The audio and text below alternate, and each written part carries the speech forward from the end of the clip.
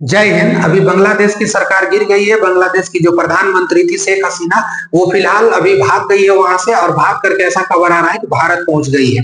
सारा मैटर को हम लोग समझते हैं कि आखिर ऐसा क्या हुआ, स्टूडेंटों ने आखिर ऐसा क्या प्रोटेस्ट किया, और ऐसा कैसा वहां पर माहौल बना जिसके कारण से आज ये बांग्लादेश का माहौल हो गया है।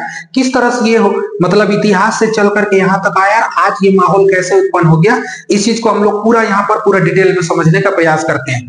देखिए थोड़ा हम लोग इतिहास में जब चलेंगे तो हम लोग को पता चलेगा कि जो हम लोग का पहले बांग्लादेश था, ये बांग्लादेश था, ध्यान रखिएगा। लेकिन पहले अगर आप आइएगा तो 1971 से पहले, 1971 से पहले अगर देखिएगा तो ये बांग्लादेश दो भाग में बट चुका था।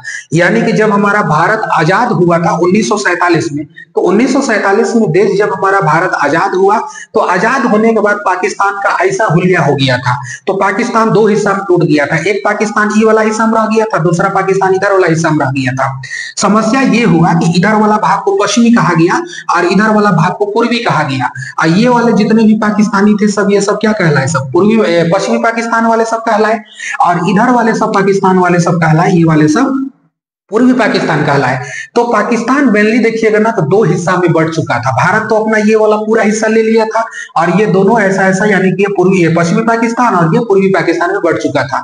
देखिए यहाँ पर जो सरकार थी पाकिस्तान की, सेम कंट्रोल की सरकार यहाँ भी थी, लेकिन समस्या यही यहाँ था कि यहाँ का जो सरकार थी, तो यहाँ का ना जलवायु थोड़ा सा ठंडी होती है, क्योंकि कश्मीर से सटा हुआ इलाका पूरा पड़ता है। तो जलवायु ठंडी होने के कारण से यहाँ का जो नेचर है, लोगों का जो रहन सहन, उनका जो प्राकृतिक बनावट देखिएगा, थोड़ा सा रंग में भी ये लोग गोरे होते हैं। लेकिन यहाँ देखिएगा बांग्लादेश में, तो ये पहले पूर्वी पाकिस्तान था, तो यहाँ का थोड़ा सा गर्मी होता है, तो गर्मी की वजह से लोग काले होते थे।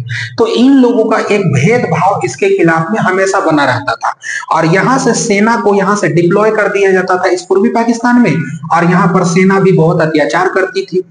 यानी कि जैसा ही पश्चिमी पाकिस्तान था, सेम रूप से यहाँ पर चलाने की कोशिश करती थी। दूसरी रीजन यहाँ पर यह हुआ कि 1971 से पहले देखिएगा तो यहाँ पर यहाँ का जो ये पश्चिमी पाकिस्तान था, ये पूर्वी पाकिस्तान को बोलने लगा कि भाई तुम लोग एक काम करो, भाषा के लिए लड़ाई हो गया।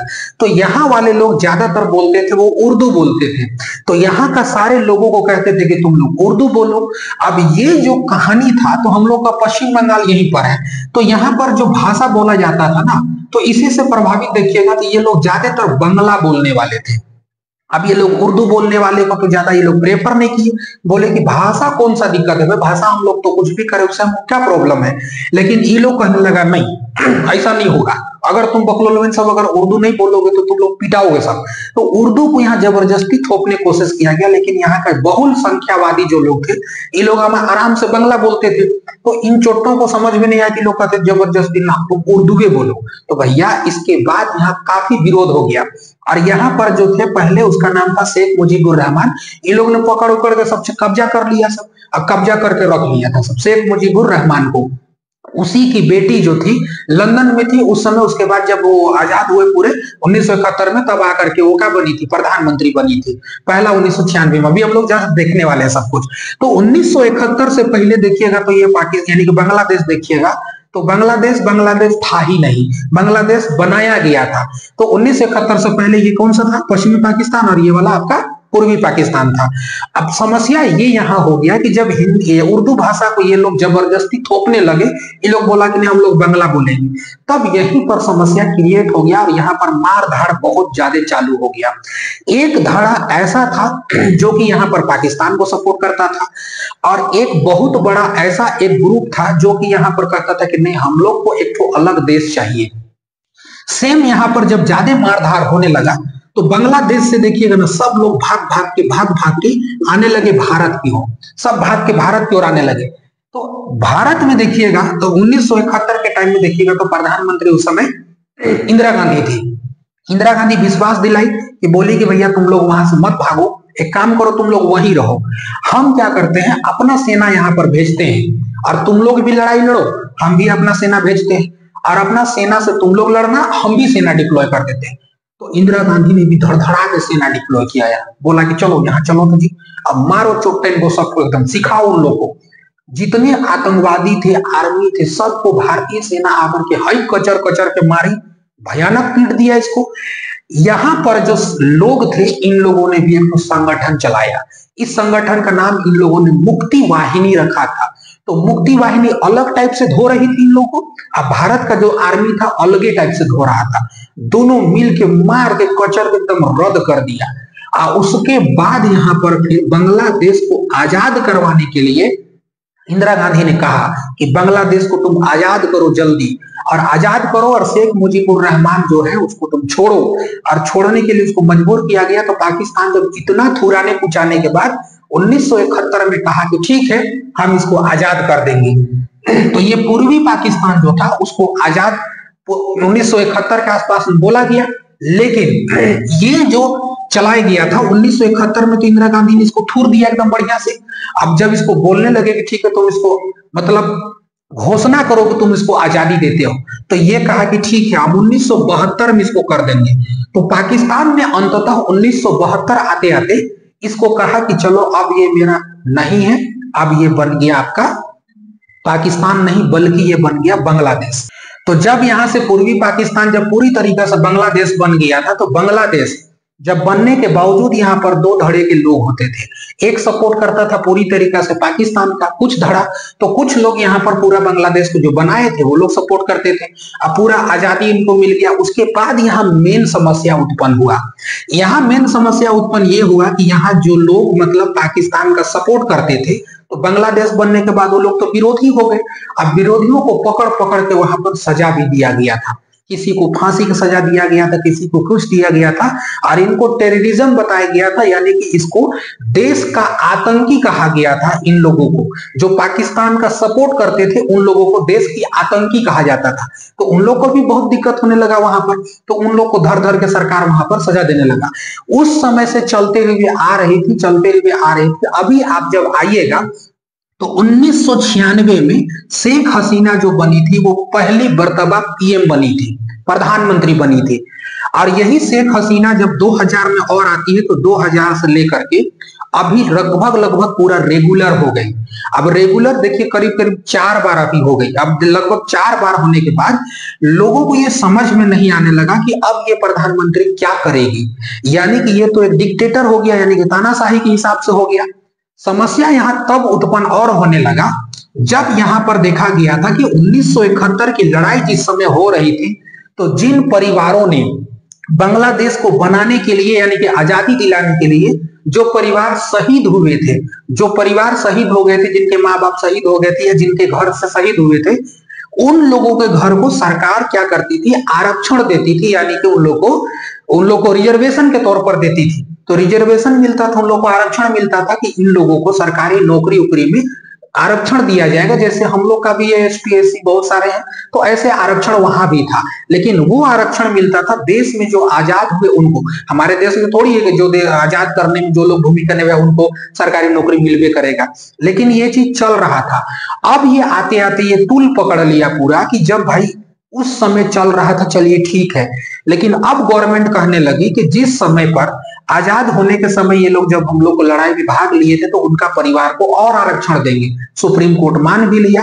लेकिन स्टूडेंटों के यहाँ ये कहना है कि अभी वर्तमान के समय में कि भाई जो लड़े उतना दूर तक या जो लड़े उतना दिन तक, वो तो चलो ठीक है लड़ लेंगे। अब हम लोग क्या है कि सब एक तरीका से हो गए हैं। अब सबको मतलब योग्यता के आधार पर आप सबको दीजिए जॉब, क्योंकि अगर आप करते रहिएगा रिजर्वेशन तो ये गलती है। और सरकार चाहती थी कि उन लोग रिजर्वेशन बढ़ा के दिया जाए। मेन मुद्दा प्रोटेस्ट का यही हुआ, समझ में कि ना यार? तो मेन मुद्दा यही हुआ था। अब इसमें समस्या उत्पन्न हो गया। जब इतना समस्या क्रिएट हो गया तो लोग सड़कों पर आ गए। सड़कों पर उतरे तो लोगों को मतलब सरकार ने दबाने का कोशिश किया स्टूडेंटों को, और वहां पे आगजनी भी हुआ, लोग मारे गए वहां पर।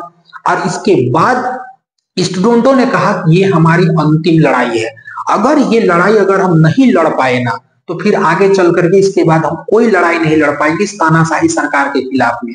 तो हम लोग को सबको उतरना पड़ेगा। और जो वहां बांग्लादेश की राजधानी ढाका है, जन सैलाब वहां पर स्टूडेंटों का आ गया, पूरा जन सैलाब। इतनी भयानक वहां पर भीड़ हो गई कि देख करके सबकी रूह कांप गई। वहां सुप्रीम कोर्ट भी उस सारे चीज को खारिज कर दिया, बोला कि अब कुछ नहीं हो पाएगा, खत्म करो और इन सबको आप हम यहाँ से निरस्त करते हैं। बहुत सारा क्रिएटिविटी हुआ। वहां से फिर चलते चलते मुद्दा इतना पहुंच गया कि शेख हसीना को अब डर लगने लगा कि तख्ता पलट हो जाएगा। आर्मी ने भी बकायदा उनको कहा कि अब सत्ता को छोड़ दीजिए। अब आर्मी ऐसा क्यों बोली भाई साहब, देखिए ये हालात अगर देखिएगा ना तो बहुत डेंजर भी हो गया अभी। अब यहाँ पर जब स्टूडेंट उग्र हो गए तब पता चल रहा है कि प्रधानमंत्री जो शेख हसीना है वहां से छोड़ करके और अपना हेलीकॉप्टर पकड़ी और हेलीकॉप्टर पकड़ के अपना चल दी निकल दी। और बताया जा रहा है कि वहां पर अगरतला के आसपास जो भारत में है वहां पर पहुंच रही है। तो ये न्यूज आया और ये भी सूचना आया कि यहाँ से अब सीधे वो लंदन शिफ्ट होना चाहती है, क्योंकि वहीं का वो मतलब शरणार्थी बनना चाहती है, यानी कि नागरिकता लेना चाहती है। समस्या यहाँ अब उत्पन्न ये हो गया कि जो भीड़ थी इतनी उग्र हो गई, इतनी उग्र हो गई कि भीड़ों ने कुछ भी नहीं सोचा और उसका जो भवन था उस भवन में एकदम घुस गए। याद कीजिए कुछ समय पहले अभी जो श्रीलंका का हालत हुआ था, लोग भीड़ उग्र होकर के घुस गए थे पूरा तरीका से, और स्विमिंग पूल, दफ्तर, वहां पर खाना पीना है, सब सेम टू कॉपी देखिएगा तो बांग्लादेश के साथ में हो गया है। अब इसको कौन बचाएगा कहना बहुत मुश्किल है, क्योंकि अब सेना इसको कही है कि हम लोग इसको अंतरिम सरकार बनाएंगे, यानी कि जो बाकी पार्टियां हैं सब कोई मिल करके बनाएंगे, उसके बाद चलाएंगे। हम लोग देखते हैं क्या इसके बाद होता है, ये तो हम लोग को आगे का अपडेट में पता चलेगा। लेकिन जब श्रीलंका का हालत वैसा था तो अभी भी देखिएगा बांग्लादेश का सेम हालत बन चुका है कि लोग वैसे ही चले गए। अब रियलिटी ये है कि ये बताइए यहाँ पर जो स्टूडेंट थे वो कैसा स्टूडेंट थे, वहां पर किस तरह से स्टूडेंट थे वहां पर, जो कि लोग वहां इतने उग्र हो गए। और जो यहाँ जो ये बांग्लादेश को बनाने वाला व्यक्ति था जिसको शेख मुजीबुर रहमान कहा जाता था, हमारे भारत में भी राष्ट्रपिता महात्मा गांधी को कहा जाता है, वहां पर राष्ट्रपिता हुए आपका शेख मुजीबुर रहमान, उन्हीं के नेतृत्व में ये बांग्लादेश पूरा का पूरा बना था। अब बताइए इन गधों को ये नहीं मालूम है कि जिनका नेतृत्व में बना था, जिनको हम फादर ऑफ बांग्लादेश कह रहे हैं, राष्ट्रपिता कह रहे हैं बांग्लादेश का, उनका मूर्ति पर ये लोग चढ़ गए और उसका स्टेचू को मार करके तोड़ करके ध्वस्त करने में लगे हुए हैं। पता नहीं कौन देशभक्ति इन लोगों को है। तो यहाँ पर ये भी सरदर्दी है और यहाँ गलती हो गया भाई। दिक्कत ये है कि भारत को लेकर के, क्योंकि भारत का जितने भी पड़ोसी है ना सब एक से खचरे सुतरे हैं, सब एक से एक मतलब ना बहुत मतलब क्या बोलिएगा, इन लोग को लथेर हो गया है सब। अब बताइए बांग्लादेश का हम लोग के साथ में अच्छा था, जब से शेख हसीना बनी थी तो बांग्लादेश का हम लोग का नीति बहुत बढ़िया था, बहुत अच्छा चल रहा था, चीन के फेवर में आती थी, लेकिन चीन से ज्यादा वो भारत को सपोर्ट करती थी और भारत सरकार के साथ में बहुत अच्छा इसका मतलब एक तरीका से मतलब रिश्तेदार था और रिश्ता भी अच्छा था हम लोग का यहाँ से। लेकिन शेख हसीना हट गई, अब हम लोग का भी चिंता हो गया है। अब बताइए जिस फादर ऑफ बांग्लादेश को इन लोगों ने हटाया है, अब बताइए उनको मारा है, उनको एक तरीका से उसका स्टेचू को ध्वस्त कर दिया, बताइए ये क्या देश बनाना चाहते हैं। पूर्वी पाकिस्तान से इसको आजाद कराया गया, कहीं ऐसा ना हो कि यहाँ पर जो पाकिस्तान को समर्थन करने वाले थे उन्हीं लोगों ने ये सारा कांड रचा हो। क्योंकि आपको पता है कि यहाँ पर जब इमरान खान की सरकार गिरी थी पाकिस्तान में तो शहबाज शरीफ को बैठाने वाला अमेरिका था, क्योंकि जो बाइडेन वहां पर था उनका और उसको समर्थन लेना था। कहीं ऐसा ना हो कि भैया ये चीन का फेवर में हो, सेना शासन यहाँ पर भी लागू हो जाए और चीन पूरा तरीका से इसको कब्जा करे, और जब चीन यहाँ पर आकर के बैठेगा तो हम लोग को दिक्कत हो जाएगा। और रियलिटी बताते हैं, अगर भारत मार करके इस पाकिस्तान को बांग्लादेश नहीं बनाया होता तो यहाँ पर जो हम लोग का चिकन नेक है, ये वाला रास्ता जो कि इधर पूर्वोत्तर अलग हो जाता है, इधर के एरिया इतना देखिएगा अभी शांत है, लेकिन इतना शांत नहीं रह पाता अगर यहाँ पाकिस्तान होता तो, क्योंकि चाइना बार बार दबाव डालता कि नहीं इस इलाका को कट कर दिया जाए, और ये इलाका रियलिटी बताते हैं आज तक तो अलग हो गया होता। लेकिन शुक्रिया था कि भाई बांग्लादेश हम लोग बना करके इसको अपना फेड़ में हम लोग ले लिए थे और यहाँ पर हम लोग का दबदबा था। लेकिन अगर वायदों में अगर आने वाला समय में भविष्य में अगर चीन का यहाँ पर अगर आक्रामक रूप दिखाई देता है तो फिर कहने का मतलब पाकिस्तान का भी यहाँ दिखेगा, चीन का भी यहाँ पर दिखेगा। तो ये हमारे लिए ये सिरदर्दी का एक कारण बन सकता है कि भाई ये चिकन नेक हम लोग थोड़ा सा हम लोग को डिसअपॉइंटेड करता है कि ये वाला इलाका हम लोग को दिक्कत होगा, पूर्वोत्तर कहीं ऐसा ना हो कि हम लोग को भी चला जाए। तो आखिर बांग्लादेश में ऐसा हालत हो गया। अब रह गई बात वहां सरकार कैसे चलेगी, भारत इस पर कैसे सिमटेगा, भारत को यहाँ पर क्या रुख लेना चाहिए, क्या स्टेप लेना चाहिए। और दूसरी बात कि यहाँ पर जब बांग्लादेश से सरकार भाग करके जब भारत आई तो यहाँ पर भारत ने उसको शरण दिया। अब शरण देने की बात हो रही है, इसके चलते हम लोग चीन और पाकिस्तान के निगाह में और आ गए कि हमारा जो दुश्मन को हम जिसको भगाए हैं उसको भारत शरण दे रहा है। तो तो ये वाला इलाका अब भारत के लिए उतना आसान नहीं रहेगा जितना कि पहले था। तो ये काफी चीज को हम लोग अटकलें लगा के हम लोग देख सकते हैं। खैर संडे के दिन में बहुत ज्यादा मतलब ये उग्र हो गया था, वहां पर जनता भीड़ हो गया था, जिसके कारण बहुत मतलब 100 आदमी का मौत भी हो गया। इसके बाद और ज्यादा मामला उग्र हो गया था। इसके बाद ही सारा चीज घटना घटा।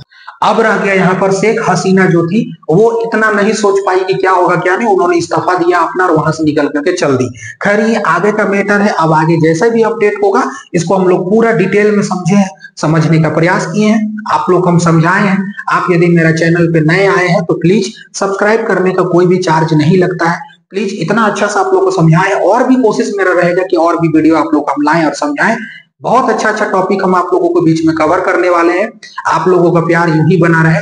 जैसे ही आप लोग इस वीडियो को देख करके लाइक और सब्सक्राइब करिएगा, कमेंट करिएगा, हमको समझ में आ जाएगा कि आप हमें चाह रहे हो या आपसे हमें प्रेम है। इस चीज को हम लोग पूरा डिटेल में समझे हैं। बाकी जैसा भी अपडेट होगा इसके बारे में विस्तार पूर्वक एक वीडियो हम और लाएंगे और इसके बारे में पूरा हम लोग डिटेल से समझेंगे। चलिए किसी अच्छे से क्लास में हम लोग नेक्स्ट वीडियो में मिलते हैं, तब तक के लिए जय हिंद।